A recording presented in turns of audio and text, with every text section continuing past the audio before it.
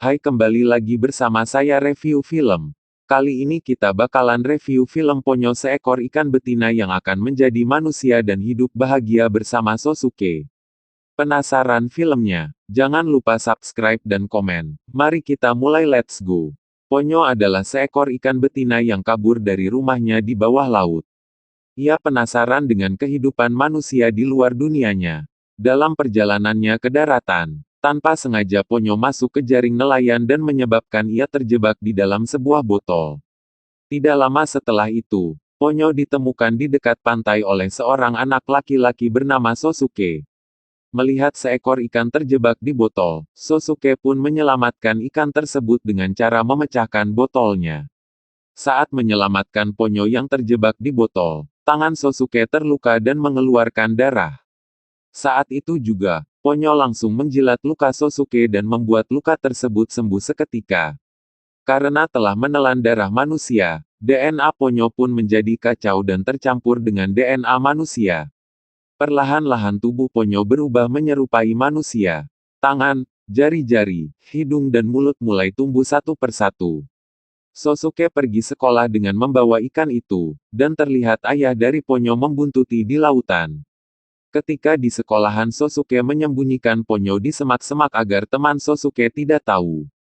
Namun salah satu teman perempuannya mengetahui dan Ponyo menyemburkan air ke anak itu, lalu anak itu nangis. Tidak hanya anak perempuan itu, nenek yang ada di tempat itu pun kena semburannya, dan Sosuke bergegas memindahkan Ponyo ke pinggir pantai dan sekaligus sembunyi karena takut kena marah ibunya.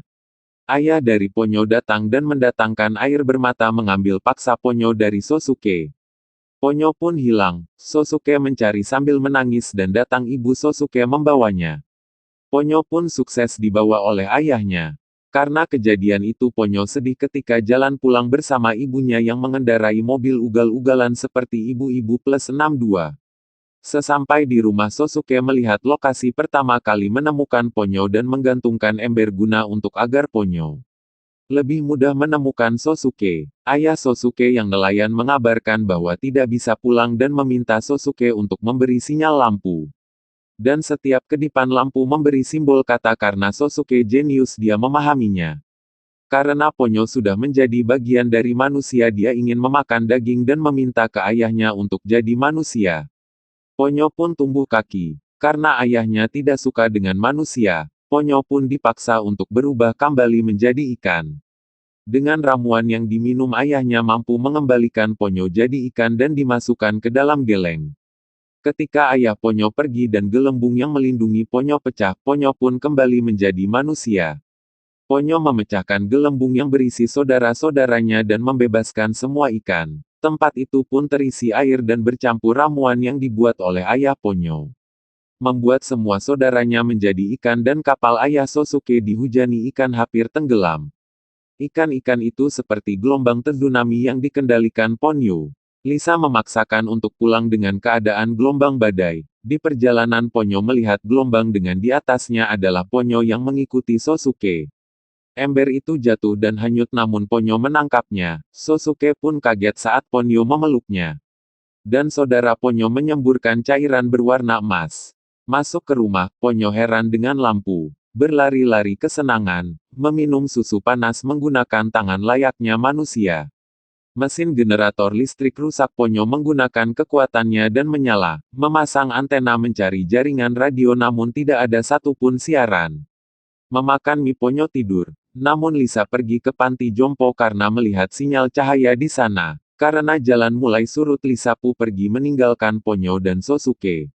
Ayah Sosuke yang di laut melihat puluhan kapal terbalik, mesinnya mati. Ibu Ponyo yang merupakan ratu laut melintasi kapal ayah Sosuke dan mesinnya menyala kembali. Ayah Ponyo datang untuk mengambil Ponyo namun dihalangi saudara Ponyo lalu terjatuh. Ratu Lautan datang. Jika cinta dia sejati, Ponyo akan kehilangan kekuatannya, berkata kepada ayah Ponyo. Pagi hari kota terendam kecuali rumah yang ditempati Lisa. Karena Lisa tak kunjung kembali, Ponyo dan Sosuke mencarinya dengan menggunakan perahu tok-tok kecil. Yang disihir menjadi besar oleh Ponyo. Melalukan perjalanan dengan pemandangan bawah laut seperti zaman purba. Ada orang dan bayi. Bayi menangis dikasih susu oleh Ponyo, orang kota ramai menggunakan perahu menuju hotel dan Sosuke pergi.